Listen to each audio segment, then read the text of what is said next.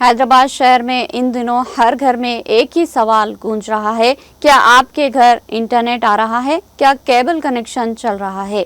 شہریوں کی شکایت اور جگہ جگہ کٹنے والے تاروں کے سبب انٹرنیٹ اور کیبل سروس فراہم کرنے والی کمپنیاں سخت پریشانی میں مبتلا ہے۔ کسی بھی وقت کہاں کیبل کٹ ہو جائے، اس خدشے سے سروس پرووائیڈرز فکر مند ہے۔ پہلے ہی جیو اور ایئرٹیل جیسی بڑی کمپنیوں سے سخت مقابلہ درپیش ہے۔ ایسے میں مقامی سروس پرووائیڈرز اپنے کنیکشن کھونے کے خدشے کا اظہار کر رہے ہیں۔